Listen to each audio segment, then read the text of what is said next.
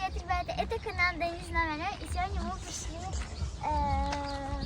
кататься на лошадях. Посмотрите, это в первой жизни кататься на лошадях, я очень рада!